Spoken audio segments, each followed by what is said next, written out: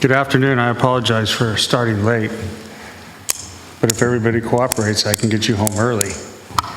All right, so with that, roll call, please. Albany? Here.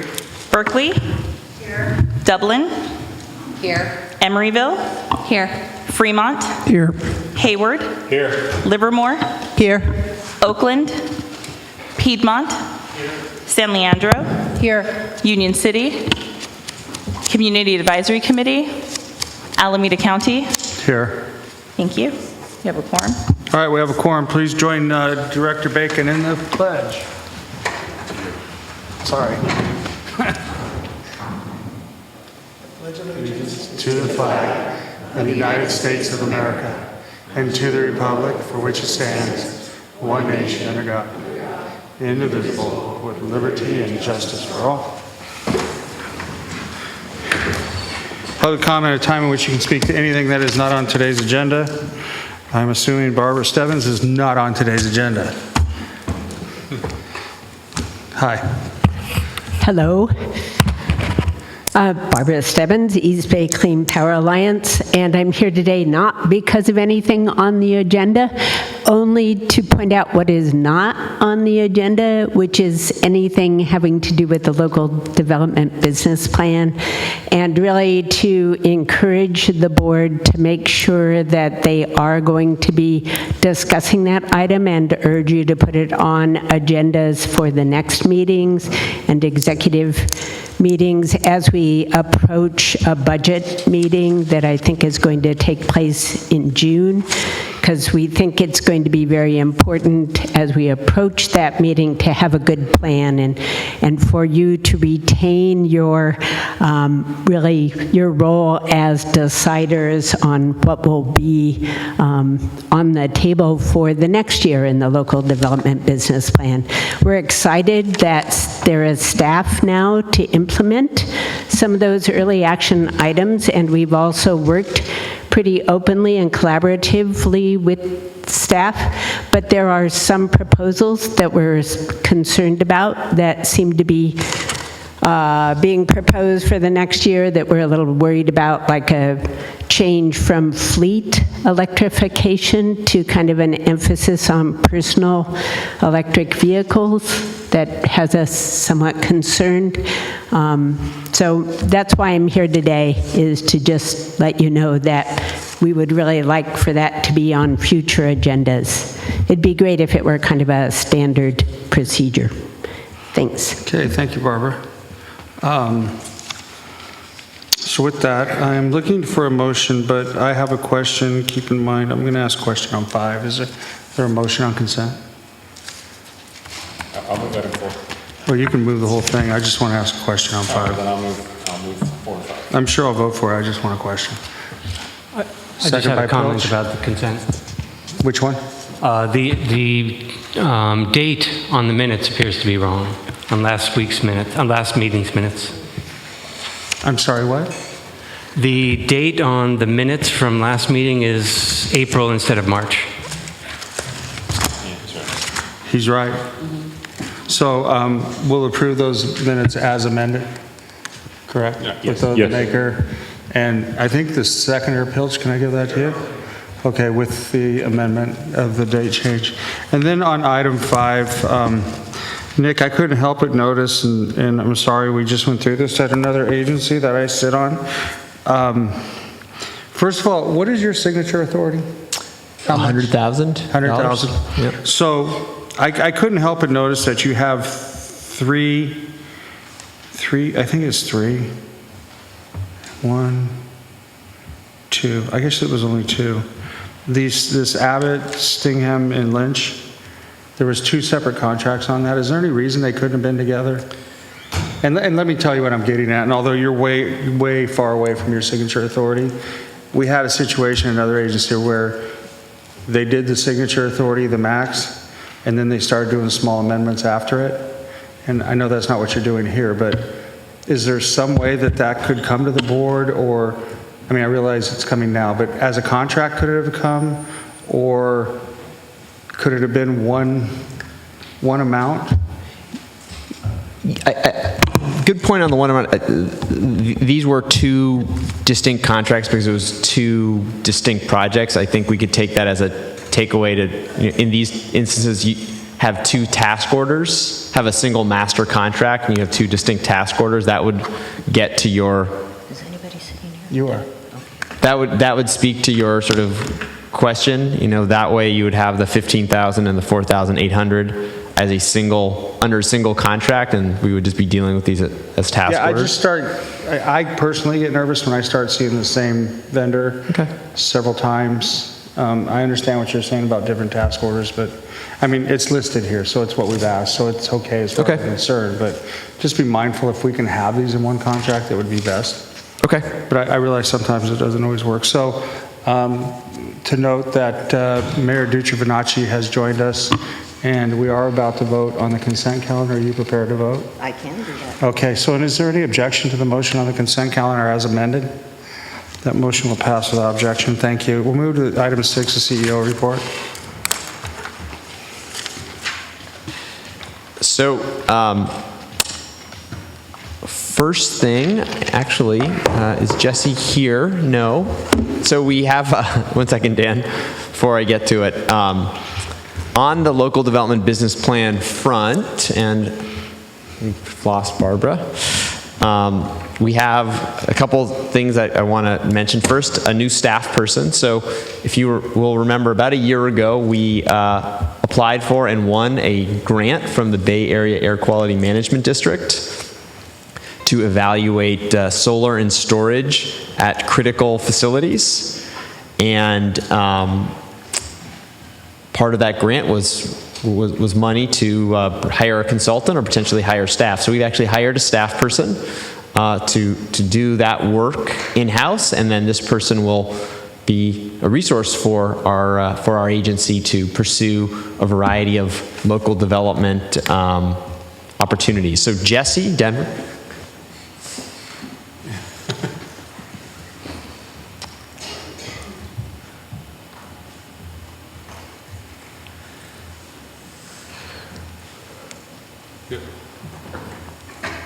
So Jesse Denver, on April 8th, Jesse Denver joined the EBC team as the new Distributed Energy Resources Program Manager working to implement the local development business plan. Jesse previously served as the City and County of San Francisco's Distributed Energy Resource Program Manager, where she led a large, diverse team responsible for energy efficiency, renewable energy, energy storage, building decarbonization, and zero-emission vehicle policy and program development.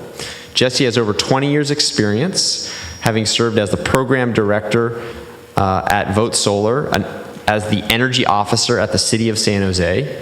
She began her career at the US EPA and has held adjunct faculty positions at San Jose State and UC Berkeley Extension.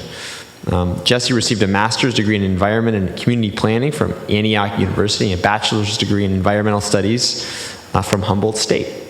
And we're really excited to have Jesse on board, and she really brings a lot of expertise designing and executing programs. So we're really lucky to have somebody with her background and really that kind of expertise working with cities. She knows many of the sustainability managers. She has a lot of experience working with a lot of our communities. Along those lines, before we get to the marketing, quickly I wanted to just say we have actually as of today, really, launched 2 local development business plan activities. So our Community Innovation Grants program went live today. So that is a series of up to 4 grants, or at least 4 grants, for up to $40,000 to community organizations that are doing innovative energy and environmental initiatives. So we have a web page. We'll be sending out a note to all of you with details, and we very much appreciate it if you would share it widely with your email lists, through your social media, with interested members of your communities.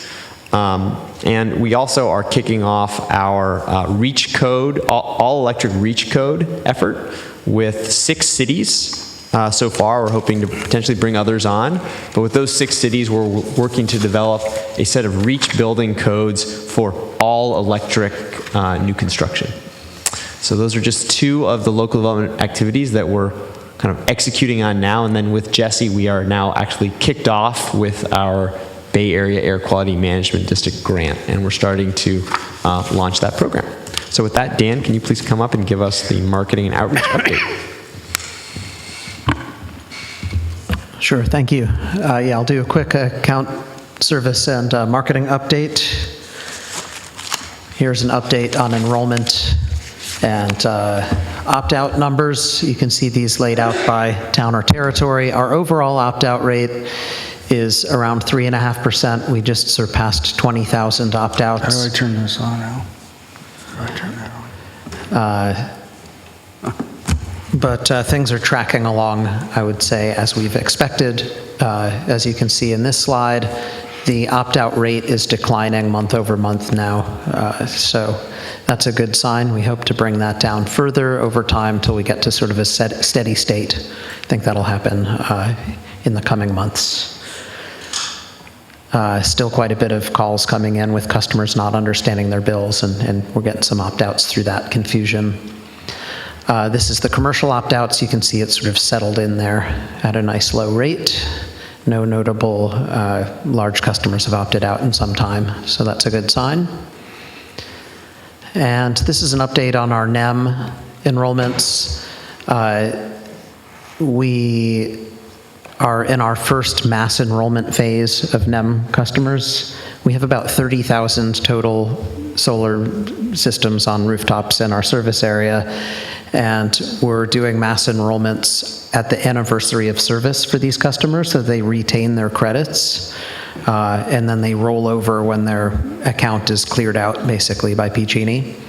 And so for accounts that have their anniversary January through April, we're enrolling all of them this month in April. And then after that point, we'll do an every other month enrollment. So customers with a May or June anniversary will be enrolled in our service in June, and so on. That's as frequent as PG&E would allow. So you can see we did a pretty big tranche there in this month. And here that is laid out in text. We're doing our first enrollment now.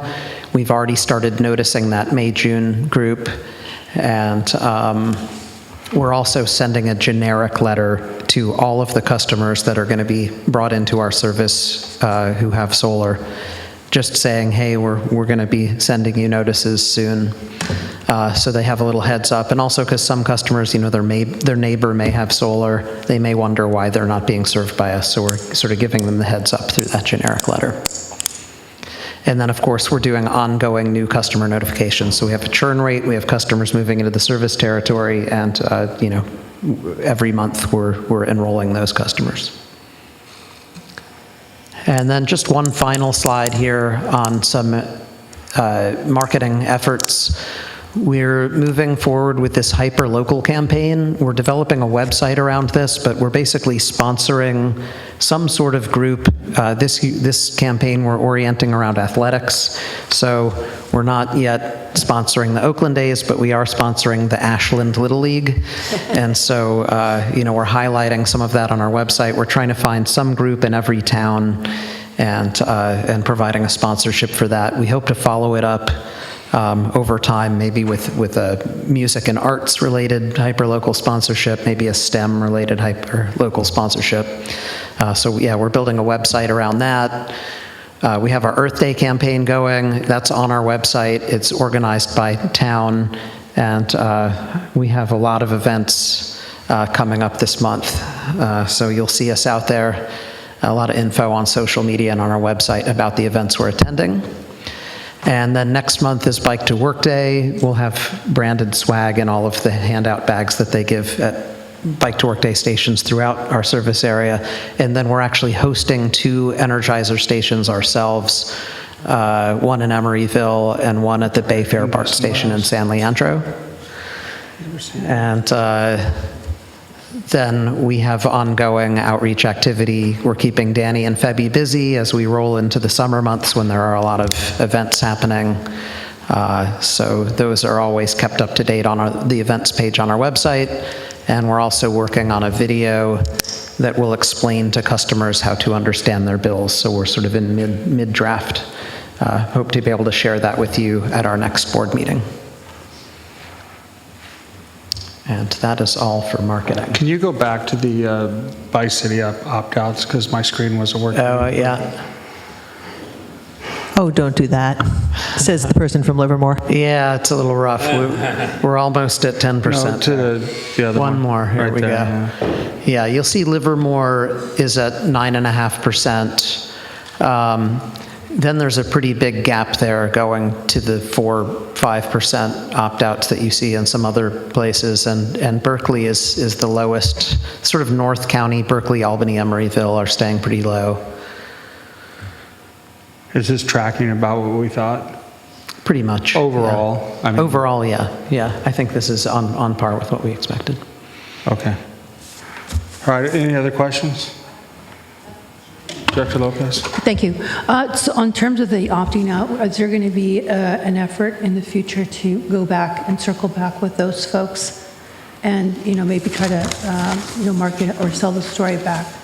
So I see one community especially is pretty high, and so there's an opportunity there, I think. Yeah, so for those customers, our first opportunity sort of arises in when, I guess there are two classes of customers. One class are the customers who opted out early and we can bring them back anytime. And then there are customers who opted out after 60 days of service and they have to remain on PG&E service for at least a year.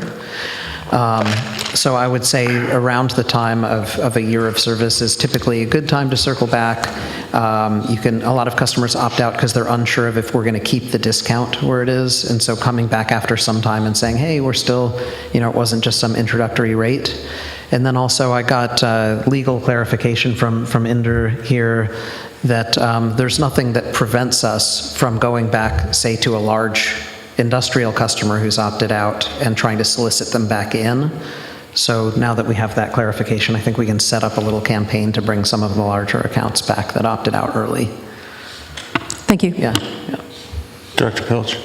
So you mentioned that the opt-outs would be expected to be going down and reach a steady state, but that means that there will always be a few opt-outs. And does that mean that since some customers will leave and new customers are coming, that the percentage will eventually flatten out? Exactly, yeah. So we have a certain churn rate. I've just asked SMUD to provide our churn history so that we can better forecast what our churn is, and then we'll basically have a target rate. If, let's say, we have 2,000 accounts that churn every month, and our steady state opt-out rate is about 5%, then we want to keep a rate of opt-out that's within that band given our churn, if that makes sense. There's a certain amount of opt-outs that we'll be able to accommodate every month and keep our opt-out rate steady. And we're not quite there yet. I'm guessing it'll be around 5%, and then that means every week we'll be able to have, let's say, 50 opt-outs and maintain that 5% rate. We just haven't quite figured out where that settling point is. Yeah. Anybody else? I have a question that I don't know if it fits in here, but there is, some of us are on the marketing committee. Do we work with you? How does that work, or do I take that up later afterwards? That's a good question. I don't know the answer. I think we will be following up Okay. to work on scheduling, and then we can start, having a more in-depth discussion around, scope and the like. So. Okay, so never mind. All right, with that, we'll move to the community advisory report. Thank you. Thank you. So at Monday's meeting, Megan O'Neill officially vacated her position as she has moved on to another job in another city, so has moved.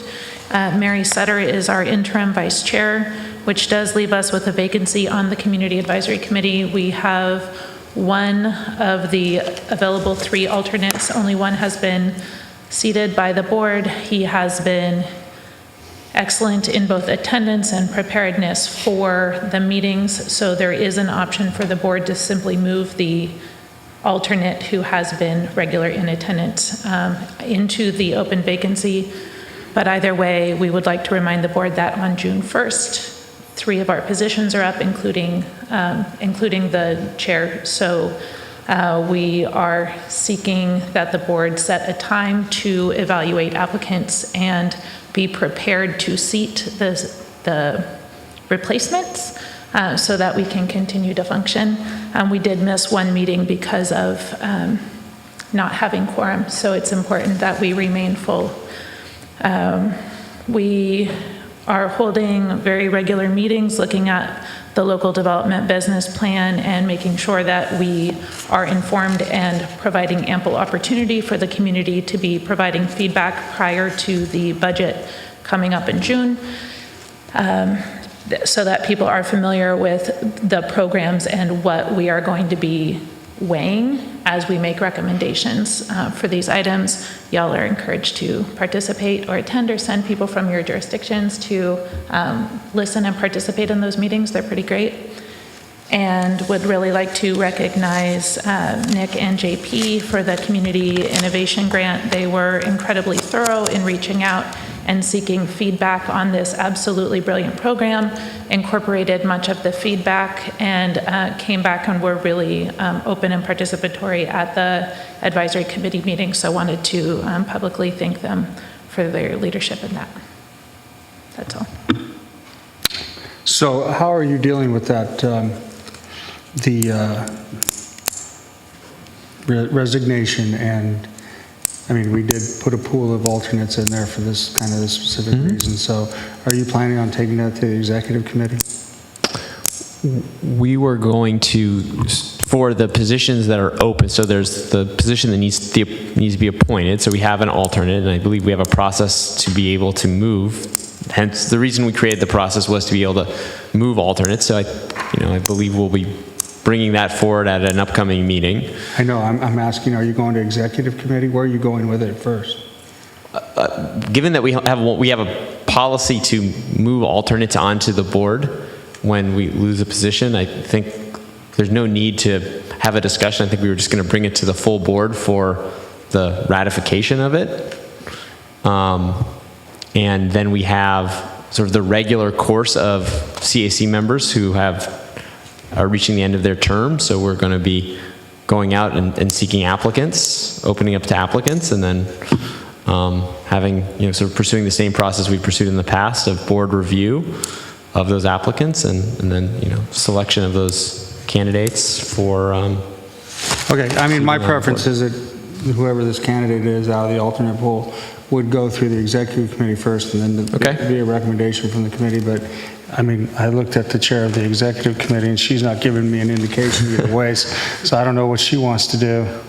I'm actually going to be absent at the next executive committee meeting, so. Does that make Al in charge? That puts Jesse in charge. Jesse? Okay, that's good. Okay. All right, well, we'll figure it out. I mean, that's my preference, but, if you think it can go directly to the full board, fine, but it seems like we certainly, we still have an opportunity to add that to the agenda for next Friday's executive committee meeting. So if that is the preference of the board, we will certainly do that. I think it's the more transparent thing to do. So, okay. Great, we'll do that. All right, so you should have your appointment as you need it. Thank you. And again, we are encouraging each of you to send out the announcements through whatever public communications that you have to encourage participation in your own areas of jurisdiction. This is a really incredible committee, and we would love to have more participation from some of the cities who don't have people on the yet. way I thought this was going to go, and maybe I'm mistaken, I thought when we set the committee, we set the alternates are there to possibly move up if somebody drops off. So I guess you're talking about when we go back to replenish the alternate pool? So because I don't want to post something and say, apply for this and not be there. We've only ever had one of the 3 approved alternates seated, so we still have 2 open positions on the alternates. That will go to the executive committee. They can figure that out. And then in June, although I am the last person left who had a 2-year term, the other people were Megan and Subin. And so, but still 2 people filled their spots. So 3 people's positions will be open. The board can choose to reseat those of us who are currently on the committee, or you could choose to replace us. That is your decision. And either way, we would still have 3 seats open that need to be appointed. Al? So I would just suggest that the agenda item for the executive committee include this topic broadly so that we can provide some guidance and have it come back for final approval of the full board, and then you can go out for applicants, within the next month. That's what I was trying to get at, so yeah, I great. think that's helpful. Somebody else? No? Okay. Okay, so thank you for your report. Treasurer's report, it's an informational item. Good evening. I'll present a summary of our cash balances and other highlights related to our cash position via the Treasury report. This is a report that's as of the end of our Q3 fiscal period, so March 31st, 2019. There are a couple typos there where there's a reference to 2018 in the report. That is just a typo. It reflects 2019, of course. Starting with our account balances, you can see a full listing of all of our accounts that we have with River City Bank. Total of 7 accounts. I'll highlight the larger balances there. Here in our operating fund account, we have a little over $19 million in that account, $19,300,000 approximately. In our lockbox account, which includes a $5 million reserve level, we have approximately $21 million, so $20,900,000 approximately. In our operating reserve fund account, we have $17.1 million. That is an account that we funded for the purpose of repaying the county loan. Prior to doing so, via our credit agreement, there's a requirement that we have a certain amount of funding in our reserve account. And I'll leave it at that. As you can see, there are other accounts there that are in smaller dollars, but I won't go through every single account there that's listed. The next section, just wanted to highlight what's flowed into our lockbox account. You can see the breakdown for the 3 months in the quarter, January, February, and March. The total being $95,800,000 that has flowed through in revenues into our lockbox account over those 3 months in total. The next section, I'll comment on our outstanding loan balances. That is with Barclays Credit Facility, given the repayment of the county loan already, and that is at $14,300,000. Next section is related to collateral and customer prepayments, and really this is summarizing our cash collateral that's held, and that currently totals $600,000. That balance is related to bid deposits that we have held from our counterparties related to our various RFPs that we have, so power procurement RFPs. Under our exclusivity agreements, we have a requirement for those counterparties to provide bid deposits in the form of cash or letter of credit.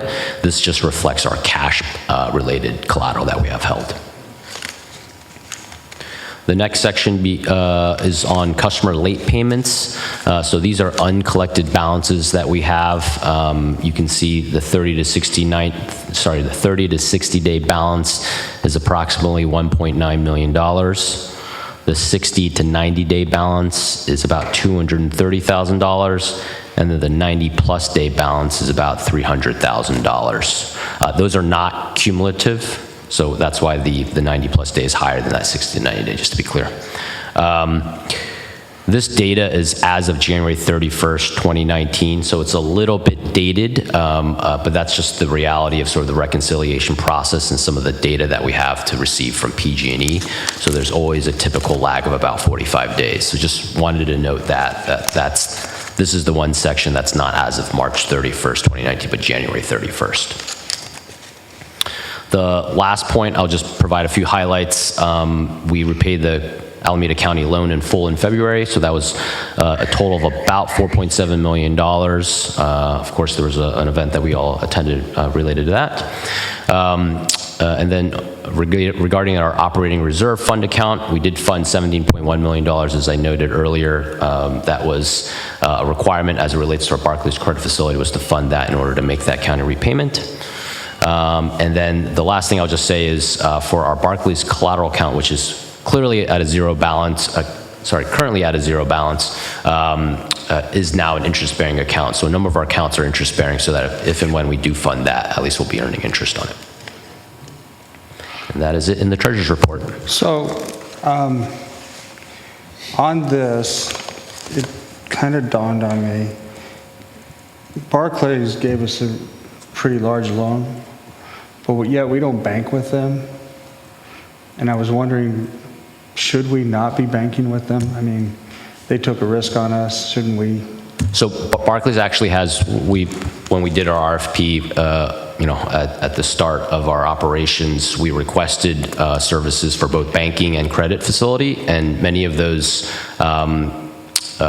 came in with sort of joint service offerings, and Barclays is unable to actually offer that as a UK-based bank. So with this River City Bank, which if I remember right is in Sacramento or something? That's correct, yes. Do they have a branch here or anything in Alameda County?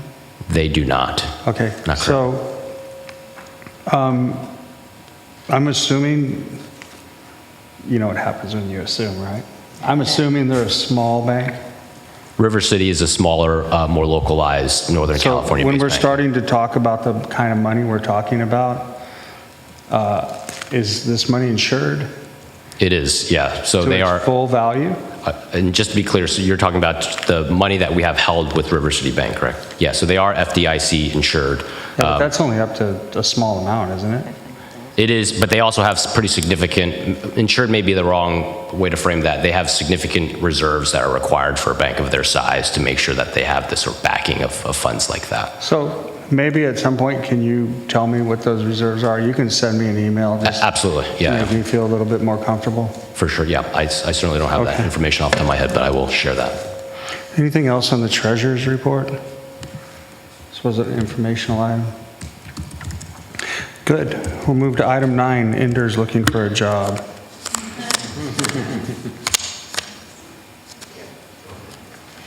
You're going to do your own report?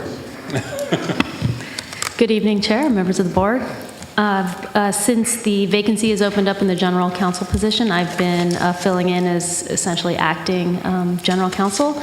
With the resolution associated with this item, it would appoint me as interim general counsel, and it would amend the contract that EBCE currently has with my firm, Richards, Watson & Gershon, to specify that I would be providing general counsel services, extending the term, and increasing the not-to-exceed amount to $100,000. And let me add to that, this is very much an interim measure, and so we will be coming to the executive committee to have additional discussions about, how we want to proceed organizationally for legal services. But this is, somebody we've worked with, we had a good working relationship with, so we felt like it was a very good fit to make sure that we have everything we need while we plot our path forward. So this contract is $100,000 or April 15, 2020? It is. We don't anticipate that if we think they'll remain run as out of interim money. general counsel, that amount should last 5 to 6 months based on my current projection, but we figured we would come back to the board at that time to ask for additional funds, or you may decide to start a recruitment in that time. So we can terminate this contract at any time? That's correct, yes. Okay. Okay, anybody else? I'm happy to motion to move the item. Thank you. I have a motion by Cobb. Nice to see you. Seconded by Martinez. Any objections by the motion? Motion will pass without objection. So there you go, Ender. You can go to work. Item 10. Item 10 is the demand response program. So the demand response program is a continuation of a program that we offered last year called Peak Day Pricing. And we have JP Ross, our Senior Director of Local Development, to share the status of that program. Thanks. Good evening, Chair and Board. So yeah, we are planning to proceed with the second year of this program. Now we're calling it the PDP EBCE program. Last year we called it our Demand Response Pilot, but we're planning to run multiple demand response programs, so we got to give it a name. We're going to name it similar to PG&E's program, which is PDP. Last year, as you may recall, Taj went over the results of our pilot in the January meeting. We had about 8 participants last year. We got it going just as enrollment was progressing. We learned a lot from the program, including retaining some key customers and how we run notifications, as well as some of the limitations around PG&E's running of the program. Last year, we called days based on the days that PG&E called. That meant that we actually only called 9 days when we would have been able to call 15. So that actually resulted in us paying a little bit more in program funds, because over the course of the PDP program, it's structured such that the customers who participate get a reduction in their bills over the course of the summer, but then during peak day periods from 2 to 6 during the summer, we charge them more for energy that they consume between 2 and 6 p.m. So by not calling all 15 days, we were giving a discount for the whole summer, but we weren't recovering what we could have recovered during those peak day pricing events. So we're going to make sure that we call all 15 days this year. We're also going to base the days that we call on California ISO, the CAISO pricing, which is actually what we pay into the market. So we'll have a direct reduction on our procurement costs during those high price periods, as opposed to the days that PG&E called, which may not coincide with the CAISO peak pricing days. So we're learning from how that program went last year, adapting it so that we can deliver more benefit to more customers. And we're also enlarging the program. Last year we only offered it to E19 and E20 customers, which are the largest customers.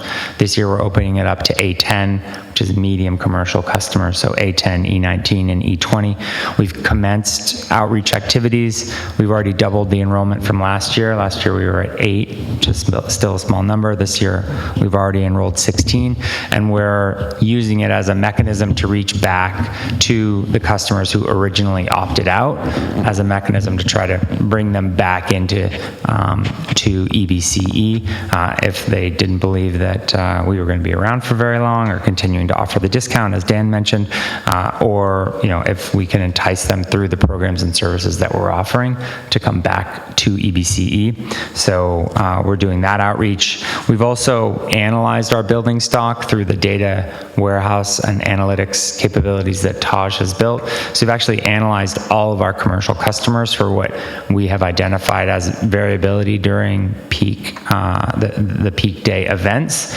to target our outreach to customers who we think can actually shift load from this 2 to 6 period to later on in the evening or earlier on in the day. So we're doing targeted outreach to those particular customers, and then we have a separate channel of outreach straight to the city meters who we've identified. So had a meeting with the technical advisory group yesterday, the sustainability officers from your cities and the county, and have identified 48 buildings that we think are good candidates for this program. So we're looking at those at a meter specific level to try to get those buildings enrolled in the program. So we've kind of learned from the program last year, made changes on a go-forward basis, and we're ready to roll it out on the 1st of May, which is when the summer peak season starts. So we're looking for your approval on this program. Last year, we spent about $100,000 on the program. Again, we paid a bit, probably more than we needed to. We're not expecting that this enlargement is going to dramatically increase the cost this year, but we think that the savings and the customer service and customer retention benefits of the program very much outweigh the costs, and we're excited to offer this to our customers. Okay, any questions? Director Pilch.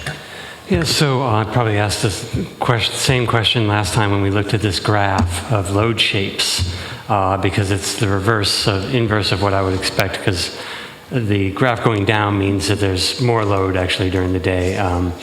In any case, so the net that we should look at out of this graph is that the red line is below the blue line, is that right? That's correct. So we reduced our load when we called when we had an event day.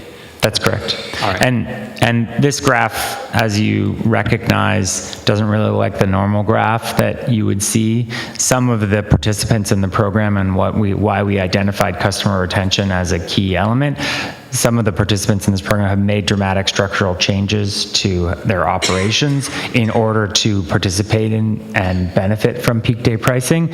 Some of those are rather large customers, so with the small number of customers in the program, what you're seeing is structurally the load shape of those customers, and that's why it looks as dramatic as it does.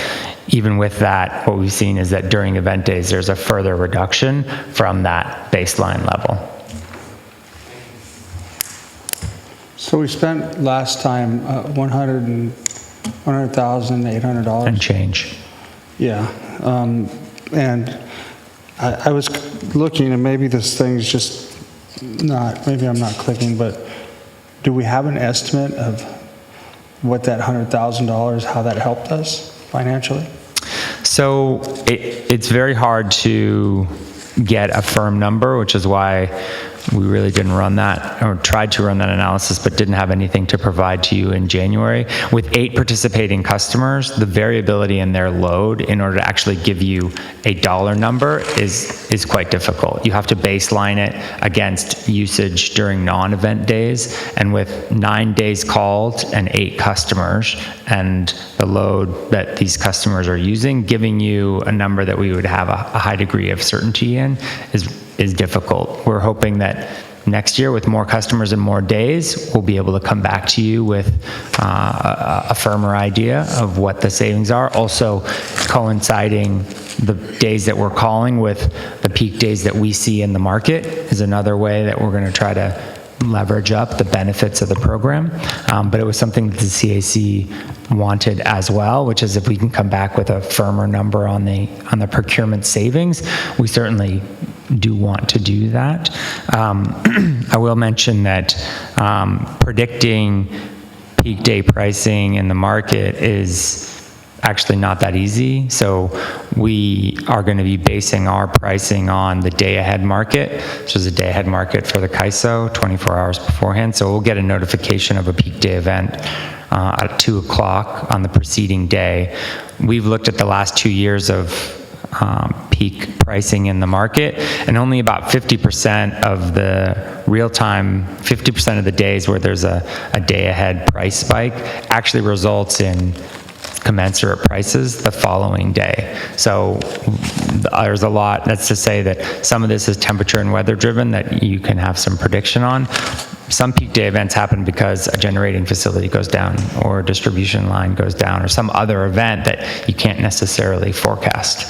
So we're going to do our best. We're going to do better than we did last year, and we'll come back to you with a quantitative approach that we feel comfortable with, assuming we have enough data points.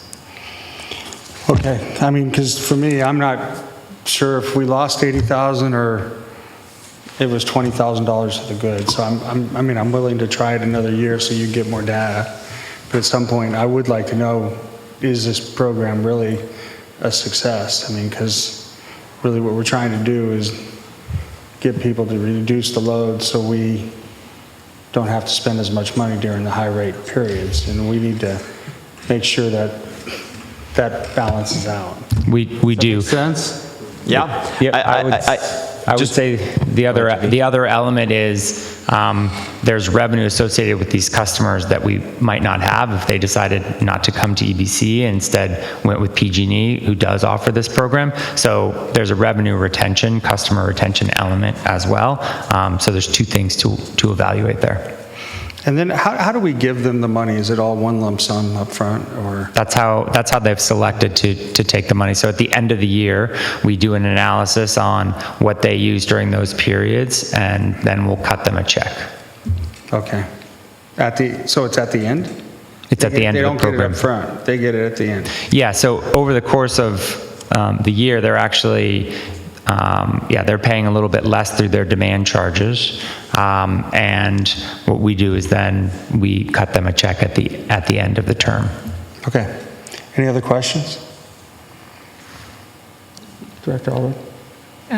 So this is an item that the CAC definitely heard, and we were very much in support of this program while asking for some of the quantifiable outcomes in the future, like JP said. And also, on a personal note, we are one of the 8 customers that participated. And as a large customer in Alameda County, we are always looking for ways to make better environmental and economic decisions. And so the ability to participate in these kinds of programs is important to us as a large building owner. And we have definitely heard that echoed from some of the other large customers. So the really not underestimating the importance of retaining these large customers, that amount of income is far greater, to my understanding, than the amount that we're spending on this program. Okay. Anybody else? Okay, so with that, this is an action item. I'll make the motion to. Moved by Ducci Renacci. Second. Second by Mendel. Is there any objection to the motion? Motion passed. The objection. Board member comments? Any? We're going to get out of here in under an hour unless Nick blows it. Nick, do you have any questions, comments, announcements? No? Our next meeting is May 15th. Thank you. The sun's still up. Incredible. I think I'm going to go bathe in the sun. I know, it is.